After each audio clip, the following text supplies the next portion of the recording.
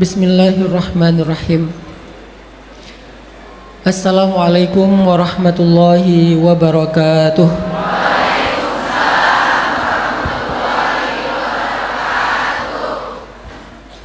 Alhamdulillahi rabbil alamin.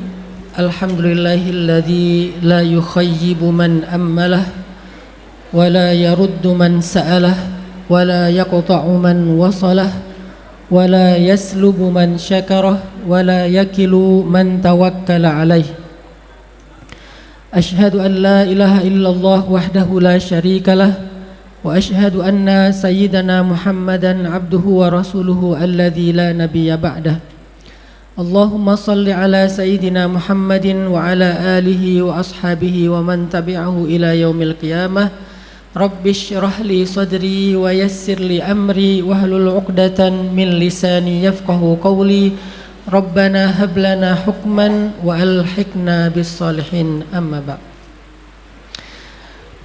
Adik-adik sekalian, teman-teman sekalian, anak-anak muda, Gen Z, Gen milenial, Gen X, Alpha dan lain-lain.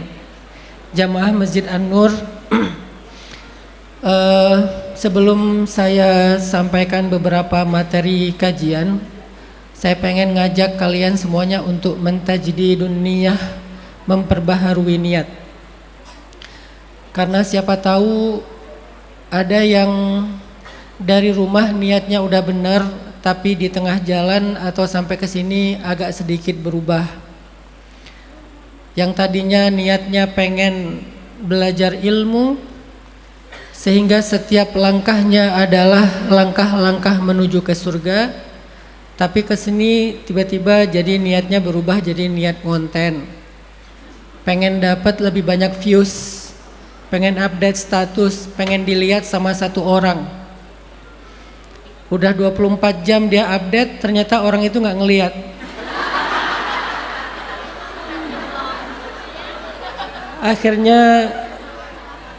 Akhirnya nyesel, udah capek-capek ngonten, udah capek-capek ke Masjid An-Nur, ternyata yang ditarget nggak ngelihat.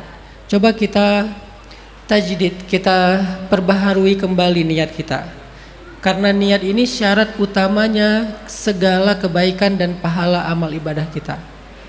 Jadi kalian lakukan kebaikan apapun secara sempurna, kalau niatnya melenceng, maka Allah menilai tergantung kepada niat. Innamal a'malu binniyat. Terus juga saya pengen sharing satu kebiasaan baru mungkin ya. Kalau ada yang mau videoin saya boleh, tapi nggak penting sih. Jadi kalau kalian mau memvideo niatnya pengen videoin saya, mending nggak usah. Tapi kalau mau untuk ngerekam kajiannya ya silakan. Mungkin mau diulang-ulang di rumah ya. Kenapa? Apa yang terjadi akhir-akhir ini dalam dunia dakwah? Banyak kan peristiwa-peristiwa yang membuat kita kaget kan di dunia dakwah kan. Orang yang kelihatannya seperti malaikat ternyata setan. Banyak kan. Dan ini bukan satu kasus loh. Mungkin dalam waktu dekat akan kalian lihat satu kasus lagi yang juga sama mengerikannya. Cuman karena kita lagi mengumpulkan materi-materi hukumnya, jadi saya nggak bisa buka di publik. Ada salah kita juga dalam hal-hal yang kayak gini. Kenapa? Kita sebagai jamaah kadang-kadang terlalu berlebihan sama guru. Walaupun niat kita baik, pengen memuliakan, pengen mendapatkan berkah gitu ya. Tapi tetap kadang-kadang kita lupa dengan batasan. Misalnya nih, saya selalu menyarankan para akhwat jamaah perempuan, cewek-cewek nih, kalau kalian mau curhat jangan sama ustadz. Kalian kalau mau curhat mending cari ustazah aja. Jangan DM ke ustadz. Ustadz saya lagi gini. Awalnya lewat DM sih, nanti dibales, lama-lama nyaman, lama-lama ngomongin masalah pribadi. Kalaupun sama ustadz, tetap harus didampingin sama ustazah, terutama istrinya, biar ada yang ngawal. Karena kita bukan curiga sama ustadznya, Kita percaya sama ustadznya, tapi kita nggak percaya sama setannya. Gitu kan? Kita percaya sama ustadznya, tapi kita nggak percaya sama setan yang ada di antara mereka. Sehingga saran saya, kalau kalian masih bisa menemukan ustazah, mending kalian curhatnya sama ustazah. Kalau nggak nemu sama ustadz, boleh dengan syarat ada ustazahnya. Nggak apa-apa ustazahnya mungkin istrinya itu bukan ustazah misalnya, tapi kan dia perempuan yang bisa mendampingi. Jadi jangan cuman berdua. Kalau DM, gimana ya? Kalau DM boleh lah untuk pembukaan lah ya, tapi jangan curhat di situ gitu. Kalau mau curhat, misalnya kayak telepon gitu ya, nanti ustadznya ngomong, nih saya loudspeaker ya, ada istri saya di sebelah, kan gitu kan? Nah itu lebih aman tuh daripada fit call berdua. Lama-lama sleep call, minta diceritain kisah Nabi sebelum tidur gitu ya. Kenapa harus dia yang ceritain? Emang nggak ada cerita lain? Cari di YouTube gitu, kayak cari di TikTok kan banyak materi-materi sebelum tidur. Kenapa harus live sama orangnya? Nah ini kalau kita introspeksi diri, ada salah kita juga di sini. Salah saya sebagai dai, saya bukan ustadz, bukan ulama. Salah saya sebagai dai, salah kita sebagai jamaah. Dan saya selalu bilang, saya nggak mau foto sama perempuan, bukan saya sok suci, bukan. Saya lagi membiasakan aja nih sebuah habit dalam dunia dakwah. Ustadz itu nggak boleh foto sama perempuan kecuali ada pendampingnya. Apalagi kalau ibu-ibu foto sama ustadz nempel gitu, terlalu kayak wah jangan. Dia manusia. Ambil ilmunya aja udah. Orangnya tuh serahkan sama Allah gitu. Kalau dia jujur dengan dakwahnya, Allah akan angkat derajatnya. Kalau dia nggak jujur, minimal ilmunya menjadi kebaikan bagi kita. Jadi jangan terlalu over mengagumi manusia, kecuali Rasulullah Shallallahu Alaihi Wasallam. Makanya saya kalau chat sama cewek juga jarang pakai emoticon ya, kecuali satu. Udah gitu aja emoticonnya, nggak ada yang pakai stiker oke, nggak ada tuh. Apalagi emoticon jungkir balik tuh nggak usah lah, yang biasa-biasa aja. Kenapa? Karena ya kita mungkin awalnya niatnya baik ya, tapi kan bisa berubah karena intimate atau karena terlalu intens dalam berkomunikasi. Sehingga saya sampaikan sekarang sebelum menyampaikan materi, pertama yuk kita tajdidun niyah, yuk kita perbaharui niat. Kita hadir di Masjid An-Nur ini untuk belajar. Semoga apa yang saya sampaikan menjadi ilmu. Dan yang kedua, yuk kita jaga batasan dalam bermuamalah, bahkan dengan guru sekalipun.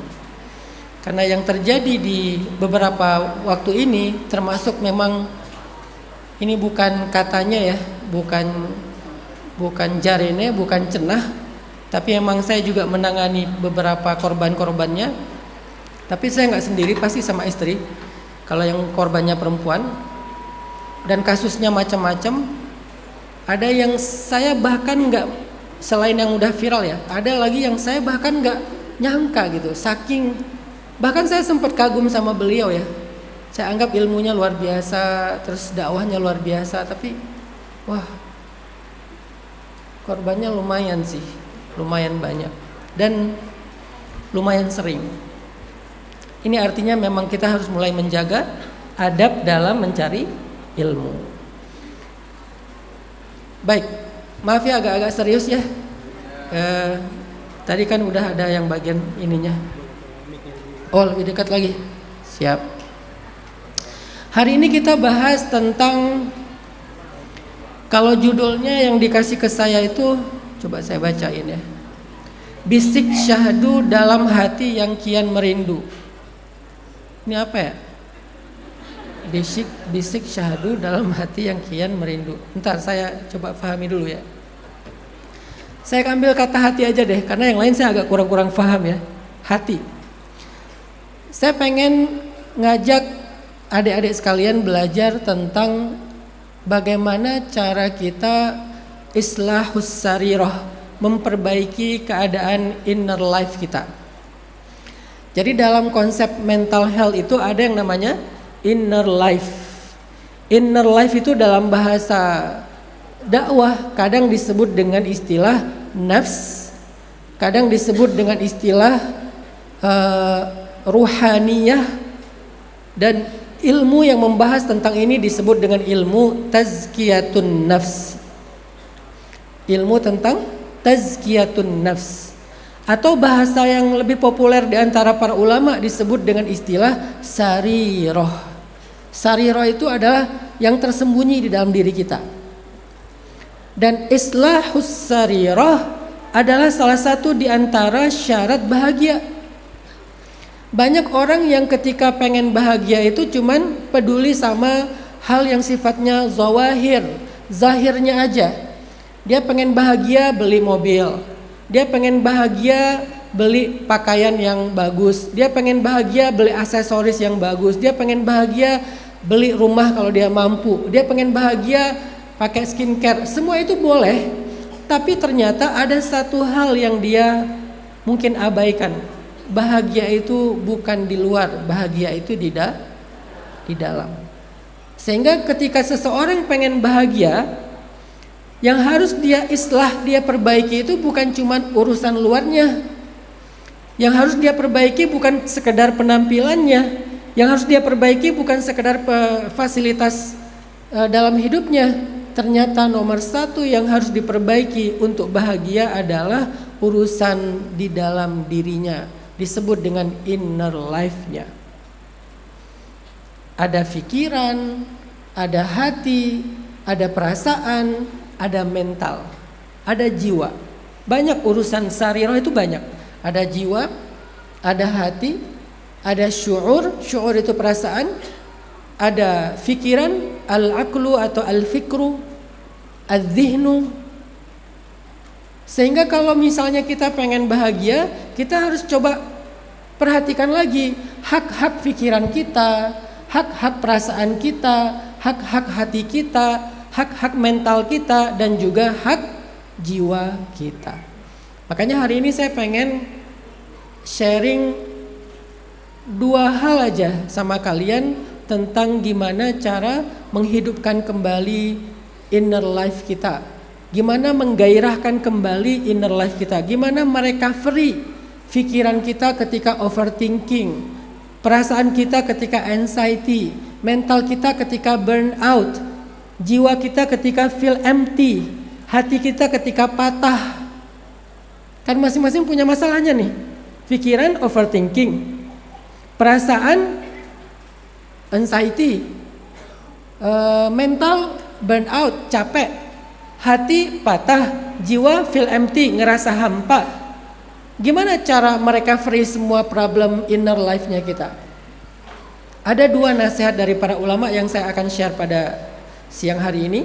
Yang pertama adalah coba belajar terapi diam. Belajar terapi diam. Apa itu terapi diam? Pertama, terapi diam itu adalah belajar mengurangi distraksi dalam hidup kita. Terutama belajar puasa scrolling sosmed. Karena sosmed adalah polusi suara dan gangguan digital yang luar biasa. Sosmed itu cukup annoying, cukup noise dalam kehidupan kita.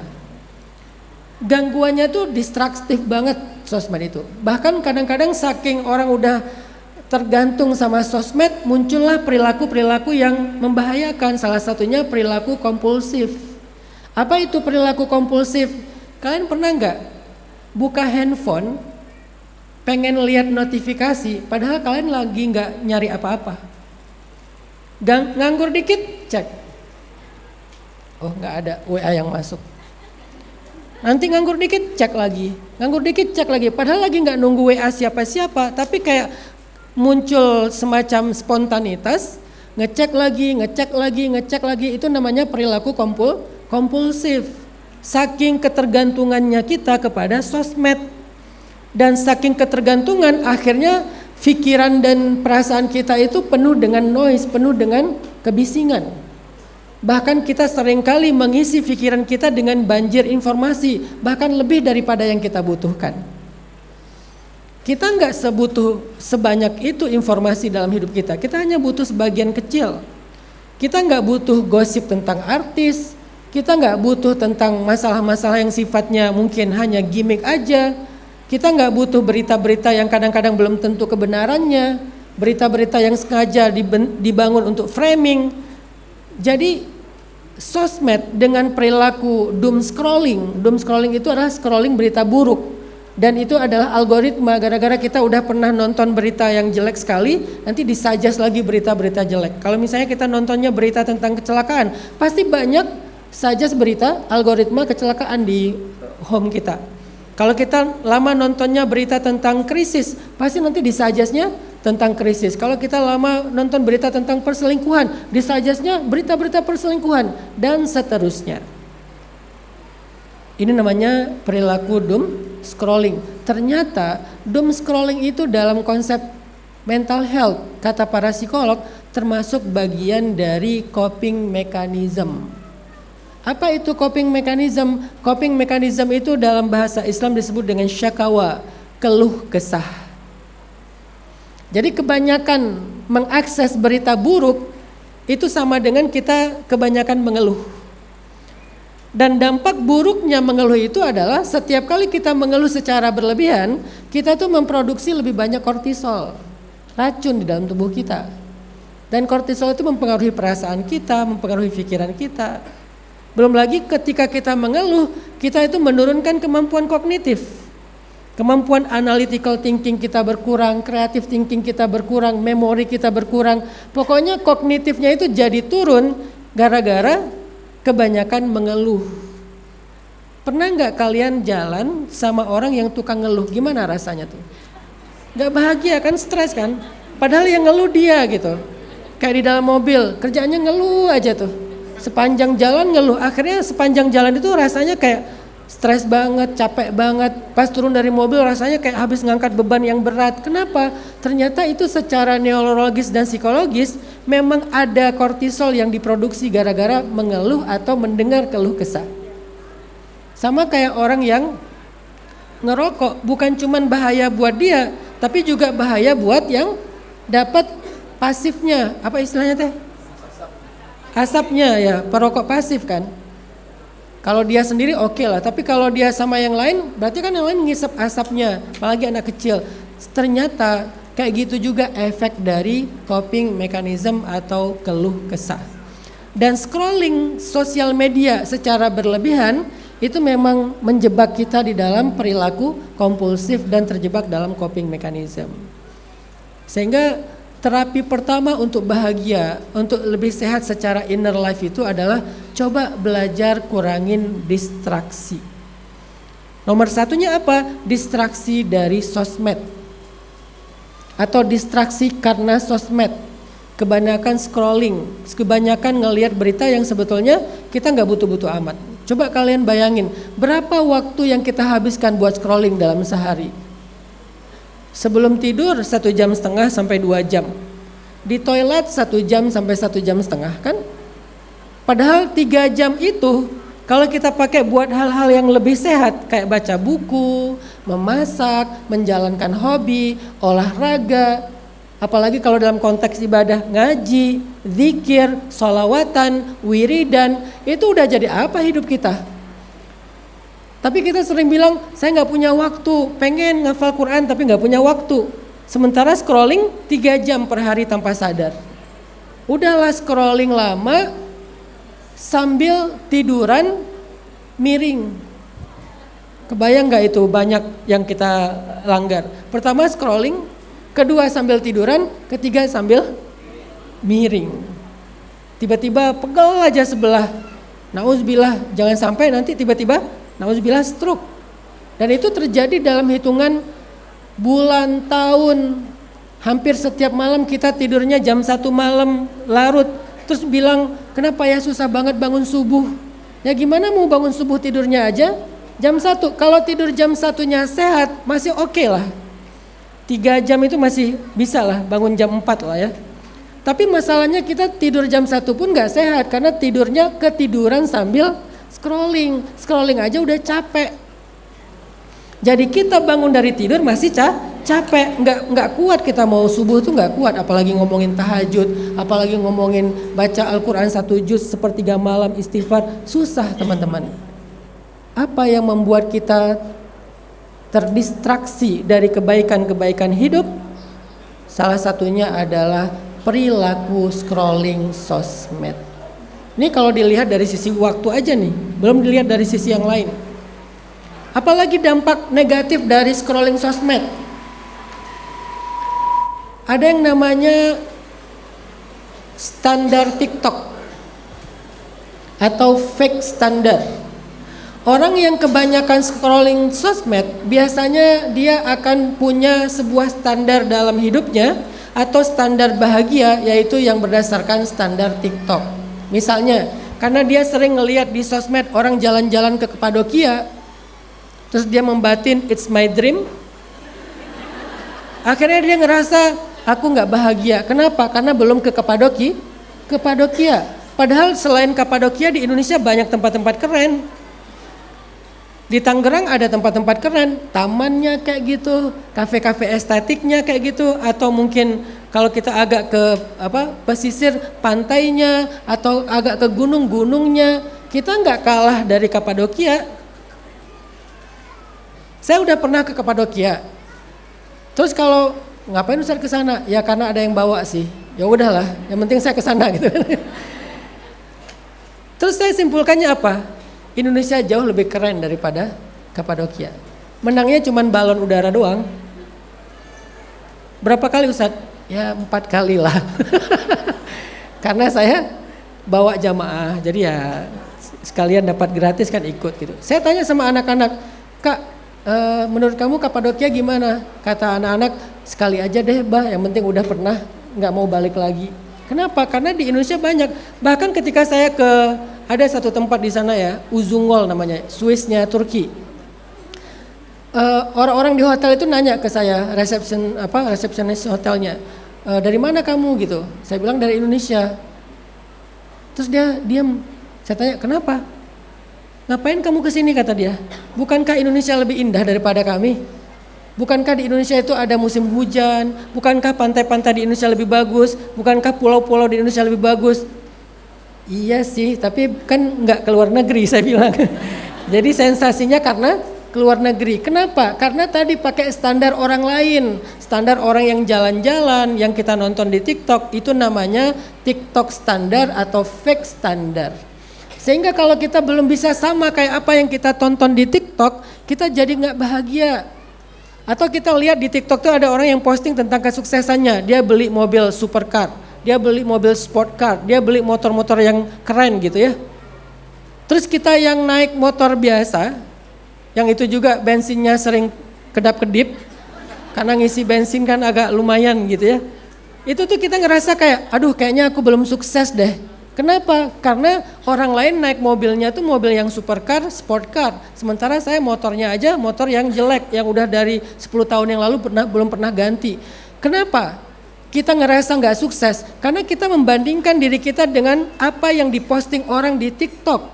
Padahal kita nggak tahu dia sampai ke level itu tuh berdarah-darahnya kayak gimana, jungkir baliknya kayak gimana, berapa kali dia rugi, berapa kali dia punya masalah, berapa kali dia ditipu orang, tapi dia terus berjuang, dia struggling, dia nggak nyerah, sampai akhirnya setelah 15 tahun, 20 tahun dia ada di titik itu. Sementara kita masih di fase ketika merintis seperti dia dulu, cuman nggak diposting sama dia fase merintisnya. Sehingga kita salah mengambil standar. Harusnya dia postingnya apa? Pas dia lagi terpuruk, pas dia lagi sakit, pas dia lagi pusing, pas dia lagi stres mikirin usahanya yang gak jalan-jalan, pas dia punya banyak hutang karena modalnya belum dikembalikan dan seterusnya. Fase itu yang harusnya kita tahu dari dia, sehingga kita akan mengatakan, oh ini wajar, saya masih berjuang, saya masih merintis, nanti juga akan sukses pada waktunya. Kenapa kita akhirnya ngerasa gak sukses? Karena kita ngelihat timeline orang lain, padahal setiap orang itu punya timeline hidup yang berbeda-beda. Ini efek dari scrolling sosmed, teman-teman. Jadi fake standar, coping mechanism, wasting time, itu adalah hal-hal yang sangat logis untuk kita tahu betapa bahayanya scrolling sosmed secara berlebihan. Belum lagi kalau kita pakai hadis Nabi, kata Nabi apa? Min husni islamil mar'i tarkuhu ma la ya'ni. Salah satu di antara kesempurnaan Islam seseorang itu adalah meninggalkan apa yang tidak bermanfaat. Dari situ aja kita udah ngerasa bahwa oh ternyata kenapa saya nggak jadi muslim yang baik? Karena emang banyak waktu saya itu kebuang untuk hal-hal yang tidak bermanfaat. Ini salah satu contoh terapi diam, mulai dari kurangin distraksi sosmed. Kurangin distraksi sosmed. Mulai menghindar dari kebisingan sosmed. Saya pernah kagum ya sama orang yang nggak punya sosmed. Buat saya itu keren sih. Saya juga kagum sama Gen Z ya. Kenapa? Karena Gen Z ini punya sebuah lifestyle yang keren sih di sosmed. Apa? Rata-rata Gen Z punya second kan. Dan Gen Z lebih eksis di secondnya daripada di first. Jadi mereka kalau mau update, live update, Gen Z itu live update-nya di mana? Di second. Mereka nggak live update di first. Di first itu cuman profesional doang kerja. Tapi kalau buat pribadi dia mainnya di second. Kalau Gen milenial mungkin di WA status lah.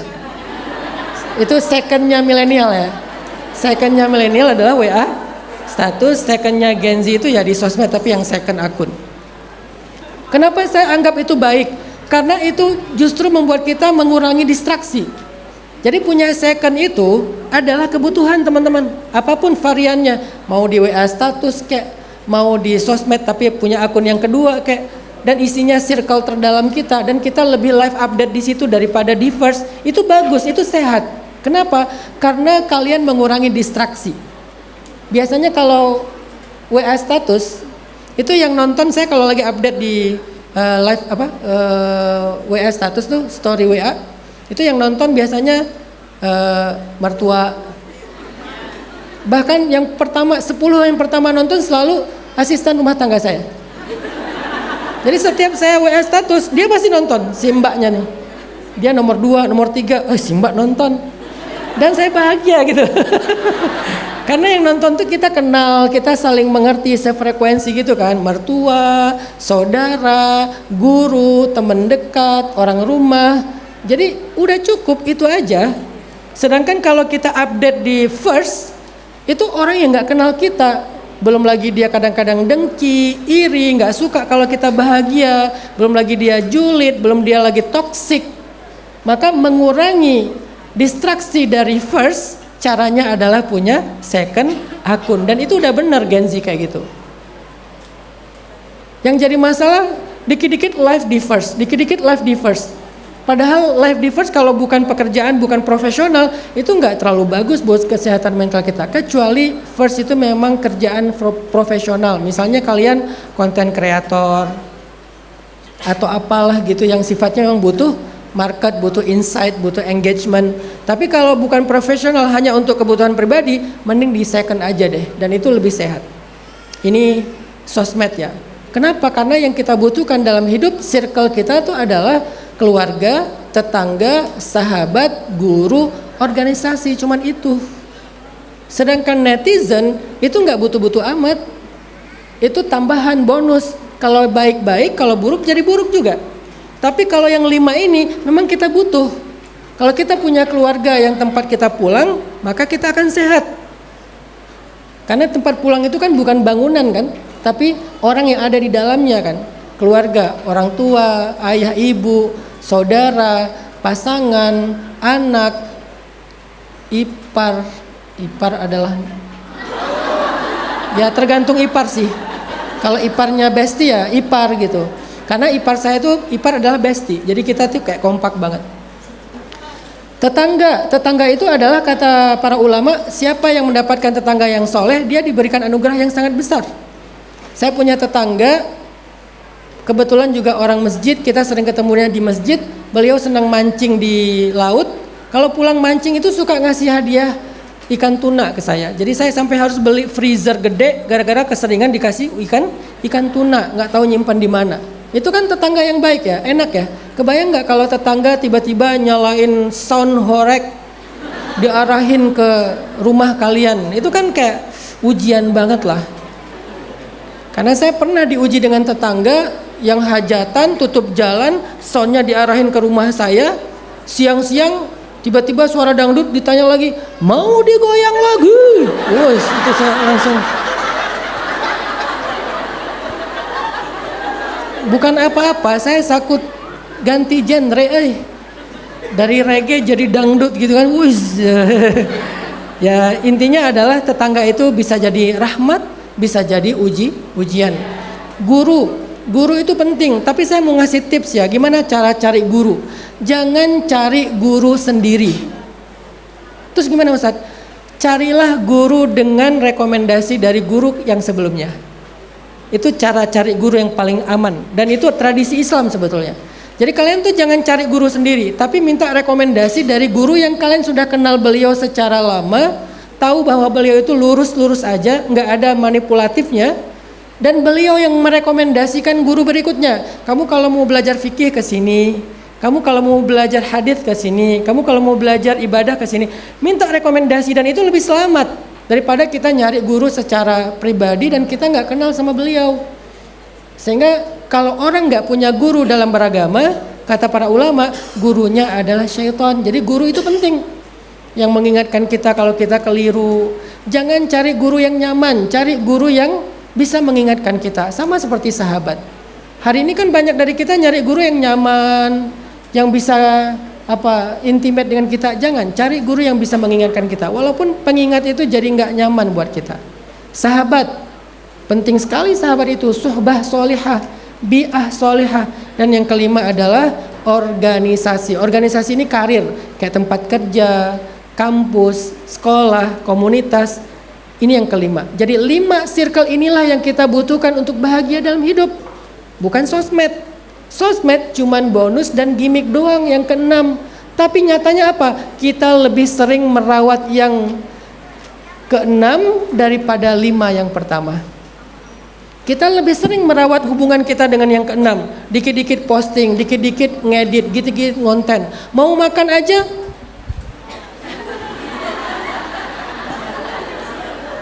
udah selesai di foto, itu juga fotonya cari angle-nya susah banget ya.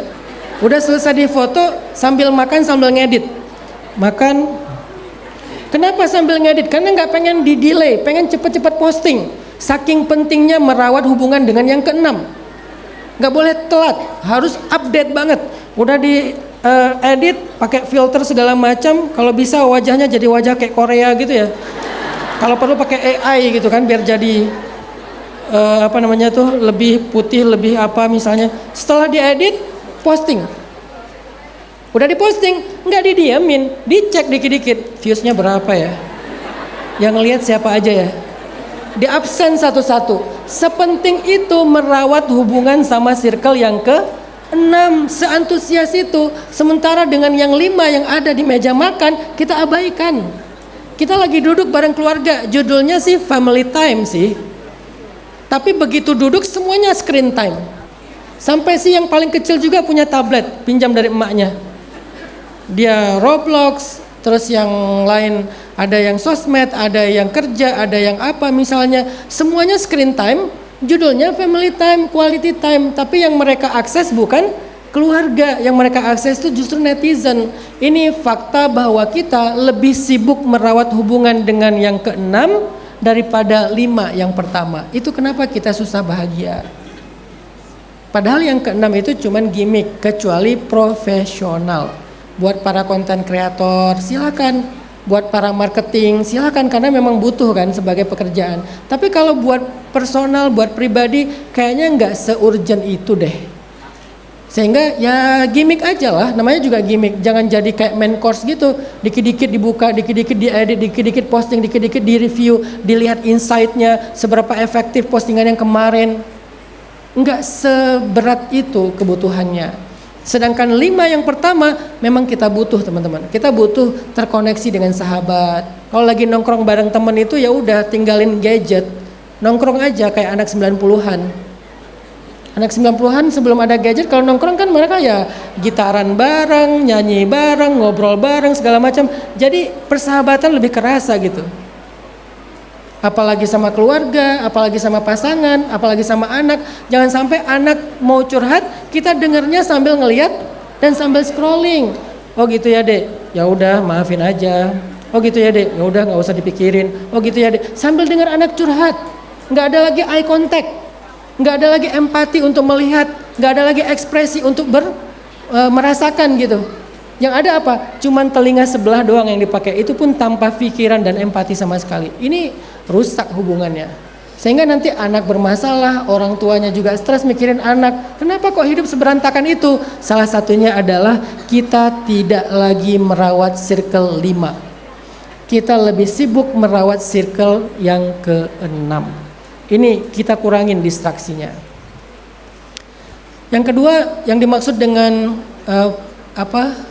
terapi diam, saya pengen bacain beberapa fun fact ya tentang terapi diam.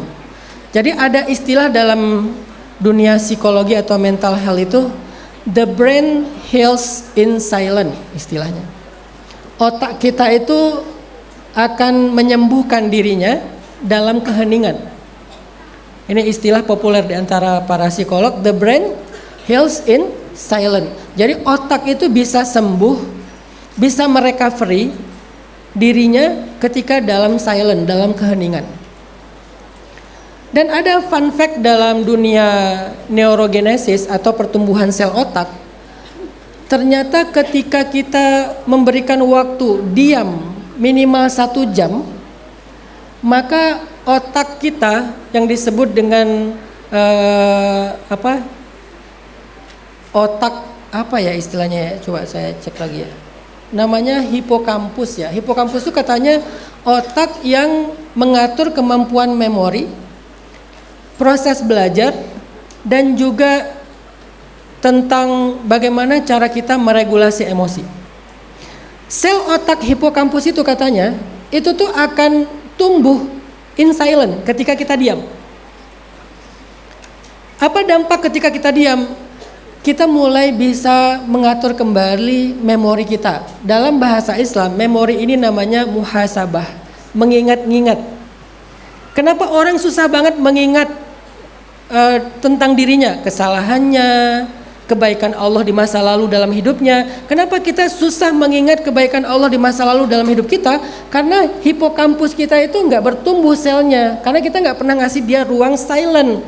Kita terlalu noise dengan distraksi tadi, terlalu banyak informasi, sehingga otak kita nggak mampu untuk mengatur kembali memori-memori yang baik, kenangan-kenangan baik, nikmat-nikmat Allah. Padahal mengingat nikmat Allah di masa lalu itu adalah salah satu cara kita untuk bahagia.